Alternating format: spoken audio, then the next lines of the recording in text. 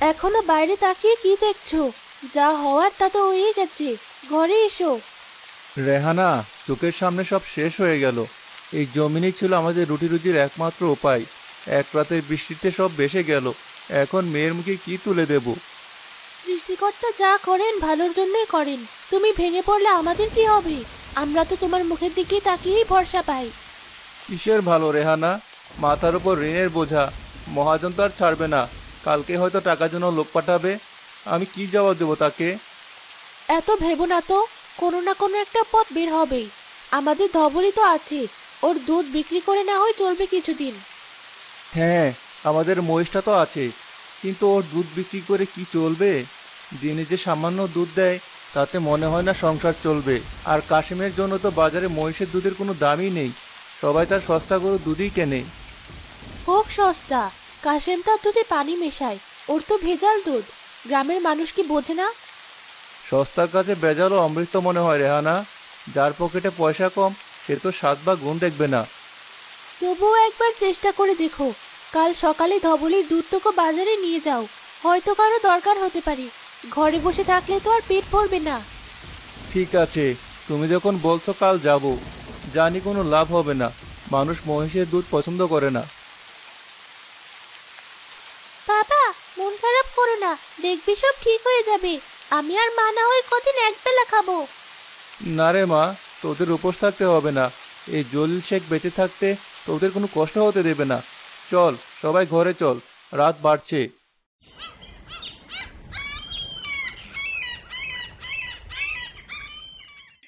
পরের দিন সকালে জলিল তার মহিষের দুধ নিয়ে বাজারে যায়। দুধ নেবেন? দুধ, খাঁটি মহিষের দুধ, একদম টাটকা দুধ। কি জলিল ভাই, তুমি আবার কবে থেকে দুধের ব্যবসা ধরলে? তোমার না চাষাবাস করে অভ্যাস? আর বলো না ভাই, সর্বনাশা বৃষ্টিতে সব ফসল শেষ। এখন এই মহিষের দুধই ভরসা। নাও না ভাই, খাঁটি দুধ। ছেলে মেয়ে খেলে শরীর ভালো থাকবে। না ভাই, মহিষের দুধের ব্র্যান্ডটা একটু অন্যরকম। ছেলেমেয়েরা খেতে চায় না। তার উপর তোমার দুধের যে দাম। দাম আর বেশি কোথায়? খাঁটি জিনিসের দাম তো একটু হবেই। কাশিমের মতো তো আর দুধে পানি মেশাই না। কে বলে জলিল কাশিমের দুধে পানি? আরে তার গরুর দুধ যেমন ভালো, খেতেও তেমন মিষ্টি। আমরা তো তার কাছ থেকেই নেই। ভাই, ওই মিষ্টির আড়ালে যে কি আছে তা যদি জানতে। সে তো দুধে চিনি মেশায় স্বাদ বাড়ানোর জন্য। কি ব্যাপার জলিল ভাই, আমার নামে খুব বদনাম ছড়াচ্ছ দেখছি। নিজের মাল বিক্রি হচ্ছে না বলে আমার পিছনে লেগেছ? আমি কারো পেছনে লাগিনি কাশেম, আমি সত্যিটাই বলছি। তুমি মানুষের সাথে প্রতারণা করছো। আরে যাও যাও, যার নিজের করে খাবার নেই সে আবার সততার জ্ঞান দিতে এসেছে। গ্রামের লোক কি বোকা? তারা ভালো মন্দ বোঝে না। আমার দুধ ভালো, তাই সবাই কেনে। তোমার মহিষের গন্ধওয়ালা দুধ কে কিনবে? কাশেম ভাই ঠিকই বলেছে। জলিল ভাই, তুমি বরং অন্য কিছু করার চেষ্টা করো। এই মহিষের দুধ বিক্রির আশা ছেড়ে দাও। ঠিক আছে ভাই, যখন কেউ নেবেই না, তখন আর কি বলার আছে? দেখলে তো, বললাম না। যাও, বাড়ি ফিরে গিয়ে এই দুধ দিয়ে ক্ষীর বানিয়ে খাও। জলিল মন ভরা কষ্ট নিয়ে বাজার থেকে তার বাড়ির দিকে চলে যায়। ওহ, একটু পানি। কেউ কি আছো? একটু খাবার বা পানি দেবে? 3 দিন ধরে কিছু পেটে পড়েনি। কে আপনি? এই ভর দুপুরে এখানে এভাবে কাতরাচ্ছেন কেন? বড় ক্ষুধা পেয়েছে বাবা, শরীরে আর শক্তি নেই। যদি দয়া করে কিছু খাবার। আমার নিজেরই আজ কিছু বিক্রি হলো না। ঘরে চাল নেই। এই দুধটুকু বেচলে হয়তো 2 পয়সা হতো। কিন্তু এই লোকটাকে দেখে বড় মায়া হচ্ছে। সে তো আমার চেয়েও বেশি কষ্টে আছে। কি ভাবছো বাবা, দেবে কিছু? আমার কাছে তো আর কিছু নেই। এই মহিষের দুধটুকুই আছে, আজ বিক্রি হয়নি। আপনি এটা খেয়ে নিন, আপনার ক্ষুধা মিটলে আমারও শান্তি। তুমি সবটুকু দুধ আমাকে দিয়ে দেবে? তোমার নিজের লাগবে না? আমার চেয়ে আপনার এখন বেশি দরকার। আপনি খান। পথিক এক নিঃশ্বাসে দুধটুকু পান করে। আহ, প্রাণটা বাঁচালে বাবা। তুমি অনেক বড় মনের মানুষ। তোমার এই দয়ার প্রতিদান তুমি পাবে। আমার আর কিসের প্রতিদান? কপালে যা আছে তাই হবে। আপনি সুস্থ থাকুন। তুমি আমাকে মহিষের দুধ খেতে দিয়েছো, এই মহিষী তোমার ভাগ্য ফিরিয়ে দেবে। আজ থেকে এই দুধের ধারা কখনো শেষ হবে না। এই মহিষ তোমার সব দুঃখ দূর করবে। যাও বাবা, তোমার ভালো হোক। আপনি কি বলছেন এসব? এখন তুমি বাড়ি যাও। জলিল পথিকের কথার অর্থ বুঝতে না পেরে বাড়ির দিকে রওনা দেয়। কি, মুখটা এমন শুকনো কেন? দুধ কি বিক্রি হয়নি? না, কেউই কিনলো না। তাহলে বালতির দুধ কই? বালতি তো খালি দেখছি। আসার পথে ক্ষুধার্ত লোককে দিয়ে দিয়েছি। বেচারা যন্ত্রণায় কাতরাচ্ছিল, দেখে খুব খারাপ লাগলো। ভালোই করেছো, মানুষের সেবা করাই তো আসল ধর্ম। যা হওয়ার হয়েছে, তুমি হাত মুখ ধুয়ে এসো।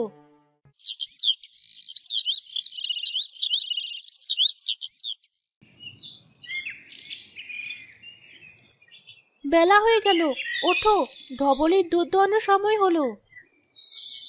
উঠে আর কি হবে? কে বা কিনবে এই দুধ? কেউ না কিনুক, রিনা খাবে। এবার ওঠো তো। জলিল অনিচ্ছা সত্ত্বেও দুধ দোয়ানোর বালতি নিয়ে গোয়ালে যায়। দুধ দোয়াতে দোয়াতে সে অবাক হয়ে যায়। রেহানা, রিনা, শিগগির এদিকে এসো। কি হয়েছে? অমন করে চিৎকার করছো কেন? ধবলি ঠিক আছে তো? রেহানা দেখো, এ কি হচ্ছে? এ কি, পাত্র তো ভরে উপচে পড়ছে, এখনো দুধের ধারা বন্ধ হচ্ছে না। এ তো দেখছি একটা অলৌকিক ব্যাপার। কাল তো ধবলি একটুখানি দুধ দিয়েছিল। আমার মাথায় কিচ্ছু আসছে না। এক বালতি নয়, পুরো 3 বালতি দুধ। এও কি সম্ভব? আমার মাথাও তো কাজ করছে না, কিভাবে কি হলো? আমার মনে হচ্ছে এটা ওই পথিকের দোয়া। পথিক বলেছিল এই মহিষ সব দুঃখ দূর করবে। আমি তার কথা বিশ্বাসই করিনি। সৃষ্টিকর্তা মুখ তুলে চেয়েছেন, এখন আমাদের আর কোনো অভাব থাকবে না। কিন্তু রেহানা, এত দুধ দিয়ে আমি কি করব? গ্রামের লোকেরা তো মহিষের দুধ খেতে চায় না। এই 3 বালতি দুধ আমি কার কাছে বিক্রি করব? সেটাও তো চিন্তার বিষয়। খুশির সাথে সাথে চিন্তাও চলে এলো। বাবা, তুমি এত চিন্তা করছো কেন? আমার মাথায় একটা বুদ্ধি আছে। কি বুদ্ধি মা? কাজে দিবে তো? আগে শোনো তো, আমরা যদি এই দুধ দিয়ে দই বানাই। দই? মহিষের দুধের দই? হ্যাঁ, মহিষের দুধের দই তো গরুর দুধের দইয়ের চেয়ে অনেক বেশি ঘন আর সুস্বাদু হয়। নানু বাড়িতে আমি খেয়েছি। কিন্তু দই বানানোর নিয়ম কানুন তো আমি জানি না। আমি অল্প স্বল্প জানি। আমার মা তো খুব ভালো দই বানাতেন। আমরা দুজনে মিলেই পারবো। হ্যাঁ বাবা, তুমি রাজি হয়ে যাও, আমাদের দই সবাই পছন্দ করবে। ঠিক আছে, যখন মা আমি এত করে বলছিস তখন তাই হোক। কাল থেকে আর দুধ নয়, দই বানিয়ে বাজারে নিয়ে যাব। দেখা যাক কি হয়।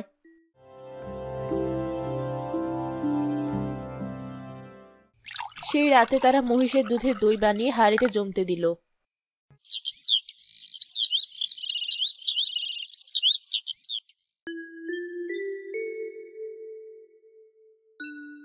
দই নেবেন? দই, খাঁটি মহিষের দুধের শাহী দই। একবার খেলে বারবার খেতে চাইবেন। জলিল, কাল দুধ আজ দই, ব্যবসা একদিনই বদলে দিলে।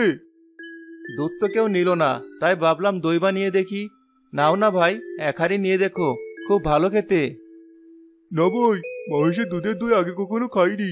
কেমন টক না মিষ্টি হবে কে জানে। থাক। দেখে তো ভালোই লাগছে, কিন্তু স্বাদ কেমন হবে কে জানে। যদি পয়সাটা জলে যায়। আরে ভাই, পয়সা জলে যাবে কেন? কথা দিচ্ছি, ভালো না লাগলে পয়সা ফেরত। আবার নতুন দোকান খুলে বসেছ জলিল ভাই? মহিষের দুধের দই? হা হা হা, মানুষ যা খায় না তুমি তাই বেচতে আসো? তুমি নিজের চরকায় তেল দাও কাশেম, আমার চিন্তা তোমায় করতে হবে না। আরে, আমি তো তোমার ভালোর জন্যই বলছি। এই দই খেয়ে যদি গ্রামের লোকের পেট খারাপ হয়, তখন কিন্তু মোড়ল তোমাকেই ধরবে। কাশেম ভাই ঠিকই বলেছে, অচেনা জিনিস খেয়ে কাজ নেই। চলো আমরা চলে যাই। কাশিমের কথা শুনে বাকিদেরও মনে সন্দেহ জেগে ওঠে।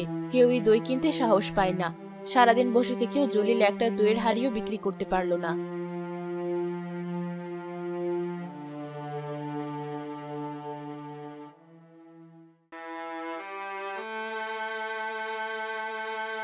কি হলো? আজকে কিছু বিক্রি হলো? না রেহানা, একজনও কিনলো না। সবাই ভয় পাচ্ছে, স্বাদ কেমন হবে, খেলে যদি অসুখ হয়।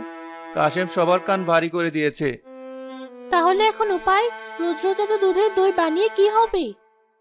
আমি আর পারছি না রেহানা, আমার ভাগ্যটাই খারাপ। সৃষ্টিকর্তা একদিকে দেন তো আরেকদিকে কেড়ে নেন। আমি কাল থেকে আর বাজারে যাব না। বাবা, তুমি এখনই হার মেনে নিচ্ছ? হার মানা ছাড়া আর কি পথ আছে রে মা? একটা পথ আছে। মানুষ তো কিনতে চাইছে না, কারণ তারা এর স্বাদ জানে না। আমরা যদি সবাইকে একদিন বিনামূল্যে দই খাওয়াই। বিনামূল্যে বলিস কি তুই?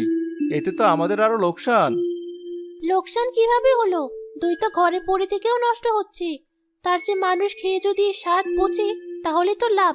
একবার স্বাদ মুখে লেগে গেলে দেখবে পরের দিন থেকে কেনার জন্য লাইন পড়ে যাবে। রিনা তো ঠিকই বলেছে, মানুষের বিশ্বাস অর্জন করতে হলে প্রথমে কিছু ছাড়তে হয়। তুমি বরং কালকে সবাইকে দই খাওয়াও। আমার মেয়েটা তো বুদ্ধি রাখে। ঠিক আছে, কাল তাই হবে। দেখা যাক কি হয়। আসুন ভাই সব, এদিকে আসুন। আজ আমার পক্ষ থেকে আপনাদের জন্য সামান্য আয়োজন, খাঁটি মহিষের দুধের দই। সবাই একটু খেয়ে দেখুন। গ্রামের মোড়ল বাজারের এক কোণে জলিলের এমন হাঁক ডাক শুনে তার কাছে যায়। কি ব্যাপার জলিল, হঠাৎ খাওয়া দাওয়ার আয়োজন? মোড়ল সাহেব, আমি গরিব মানুষ, বেশি কিছু করার সামর্থ্য নেই। এই দই আমি বিক্রি করতে চাইছিলাম, কিন্তু কেউ ভরসা করে কিনছে না। তাই ভাবলাম আজ সবাইকে বিনামূল্যে খাইয়ে দিই। ভালো মন্দ আপনারাই বিচার করবেন। বিনামূল্যে বলছো? ঠিক আছে, দাও দেখি একটু। জলিল সবাইকে মাটির হাঁড়ি থেকে একটু করে দই বেড়ে দেয়।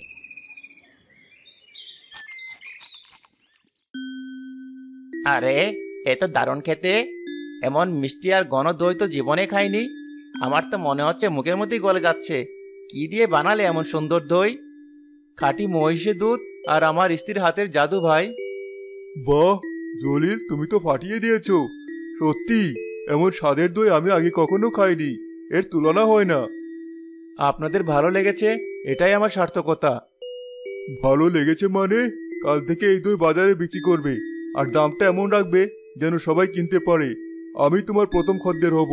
কাল সকালে আমার বাড়িতে 2 হাঁড়ি দই পাঠিয়ে দেবে। আচ্ছা মোড়ল সাহেব, আমি সকালে পাঠিয়ে দেব। আপনারাই তো আমার ভরসা। সবাই জলিলের কাছে দইয়ের জন্য অগ্রিম নাম লেখাতে থাকে।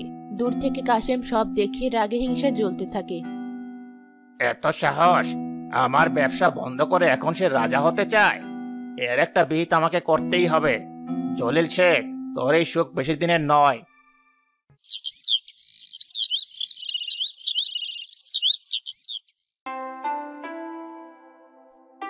আসুন আসুন, খাঁটি মহিষের দুধের শাহী দই নিয়ে যান। মিষ্টি দই, সুস্বাদু দই। জলিল ভাই, তোমার দইয়ের তো জবাব নেই। কাল খেয়েছি, এখনো মুখে স্বাদ লেগে আছে। আজ 2 হাঁড়ি দাও। কাশেম তার দুধের পাত্র নিয়ে দূরে বসে আছে, কিন্তু তার দিকে কেউ ফিরেও তাকাচ্ছে না। গরুর দুধ, খাঁটি গরুর দুধ। আমার কাছ থেকে দুধ না নিয়ে এই মহিষের দই কিনছো? আরে, নতুন জিনিসের কদর কদিন। 2 দিন পর যখন এই দই আর ভালো লাগবে না, তখন আমার কাছেই আসতে হবে। চুপ করো কাশেম। এতদিন তোমার ওই পানির মতো দুধ খাইয়ে আমাদের ঠকিয়েছো। আমরা তো তোমার দুধের নামে পানি খেতাম। এখন ভালো জিনিস পেয়েছি, তোমার কাছে আর কেন যাব? এ, আমার দুধে পানি? কে বলেছে? কোন সাহসে তুমি আমার নামে বদনাম করেছো? আর বলতে হবে না। দলিলে দই খাওয়ার পর বুঝেছি আসল স্বাদ কাকে বলে। তুমি তো দুধে শুধু পানি মেশাতে না, স্বাদ বাড়ানোর জন্য চিনিও দিতে। আমরা এতদিন বোকার মতো খেয়েছি। ঠিকই বলেছো, তোমার প্রতারণার দিন শেষ কাশেম। এখন সৎ মানুষের যুগ। তোমরা সবাই একদিন পস্তাবে, দেখে নিও। আমি কাশেম ব্যাপারী, আমাকে তোমরা চেনো নে। কেউ তার কথায় কান দেয় না। সবাই জলিলের দই কিনতেই ব্যস্ত। আজ বাজারে কি ভালো বিক্রি হয়েছে? দুপুর গড়ানোর আগেই চলে এলে যে। হ্যাঁ রেহানা, মোড়ল সাহেব তো আজ 10 হাঁড়ি দই নিয়ে গেছেন। ওনার বাড়িতে নাকি শহর থেকে মেহমান আসবে। আমাদের দই খাইয়ে নাকি তিনি তাদের তাক লাগিয়ে দেবেন। বাবা, আমার জন্য নতুন জামা আনতে বলেছিলাম, মনে আছে? আনবো মা, আনবো। শুধু তোর জন্য কেন, তোর মার জন্যও আনবো। সামনের হাটের দিনই আমরা সবাই মিলে শহরে যাব। যার যা পছন্দ তাই কিনবো। মহাজনের টাকাটা শোধ করে এসেছো? লোকটা তো টাকার জন্য খুব তাগাদা দিচ্ছিল। শুধু মহাজনের ঋণ কেন, সব ধার দেনা শোধ করে দিয়েছি। এখন আমরা স্বাধীন, আমাদের আর কোনো চিন্তা নেই। এই দেখো বাকি টাকা, এখন থেকে আমরা সঞ্চয় করব। রিনাকে স্কুলে ভর্তি করাতে হবে। সব ওই ধবলের জন্য। ও না থাকলে যে কি হতো, আমাদের ভাগ্য ফিরিয়ে দিয়েছে ও। ঠিক বলেছ, ও শুধু মহিষ নয়, আমাদের পরিবারের একজন সদস্য। ওর যত্ন আমাদের ঠিকমতো করতে হবে। কালই ওর জন্য ভালো দেখে খৈল আর ভুসি কিনে আনবো। আমি রোজ ধবলিকে গোসল করিয়ে দেব। ও আমার সবচেয়ে ভালো বন্ধু।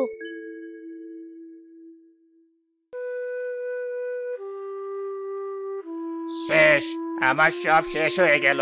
ওই জলিলের জন্য আমার ব্যবসা লাটে উঠেছে। বাজারে এখন আর কেউ আমার মুখও দেখে না। দুধ বিক্রি না হয় গরুটাও বেচে দিতে হলো। আমি এখন পথের ফকির। না না, আর সহ্য হচ্ছে না। আমাকে কিছু একটা করতেই হবে।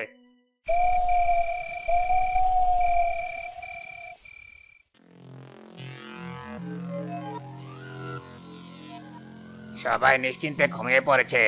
এই তো সুযোগ। গোয়াল করে দরজাটাও ঠিক মতো লাগানো নেই। আজ তো শেষ রাত জলিল। কিরে ধবলি, খুব তো দুধ দেওয়া হচ্ছে।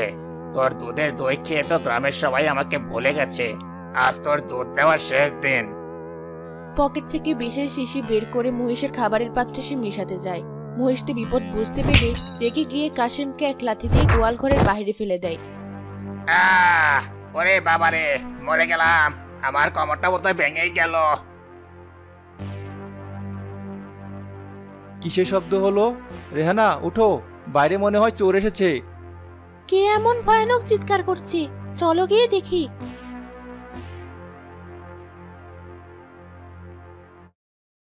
বাবা দেখো, গোয়াল ঘরের সামনে কি যেন পড়ে আছে, আর বেড়াটাও ভাঙা। আরে, এ তো কাশেম। কাশেম, তুমি এখানে এই রাতে কি করছো? আর তোমার এই অবস্থা কিভাবে হলো? আমাকে আমাকে মাফ করে দাও জলিল ভাই। আমি আমি এদিকে দেখো, এটা কি?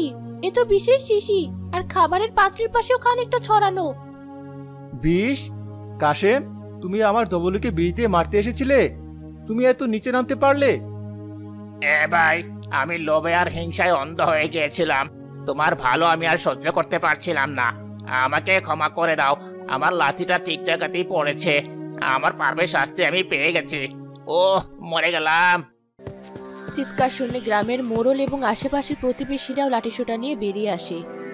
কি হয়েছে জলিল? এত রাতে শোরগোল কিসের? চোর ধরেছো নাকি? মোড়ল সাহেব, দেখুন না কি কাণ্ড। এই কাশেম আমার মহিষটাকে বিষ দিয়ে মারতে এসেছিল। এমন লোককে পুলিশে দেওয়া উচিত, যে অন্যের ভালো দেখতে পারে না। সেই মানুষ নামে কলঙ্ক। আমাকে পুলিশে দেবেন না মোড়ল সাহেব। আমি আমার ভুল বুঝতে পেরেছি। আমি আর কোনোদিন এমন কাজ করব না। আমাকে আরেকবার সুযোগ দেন। ওকে ছেড়ে দিন মোড়ল সাহেব। কি বলছো তুমি? ও তোমার এত বড় ক্ষতি করতে চেয়েছিল। আমাদের রুটি রুজির উৎস কেড়ে নিতে চেয়েছিল। ও ওর ভুল বুঝতে পেরেছে। আর ধবলি তো ওকে উচিত শিক্ষা দিয়েই দিয়েছে। হিংসা করে কেউ কখনো বড় হতে পারে না, সেটাও আজ হারে হারে টের পেয়েছে। জলিল, তোমার মনটা সত্যি অনেক বড়। ঠিক আছে, তোমার কথা ওকে এই যাত্রায় মাফ করে দেওয়া হলো।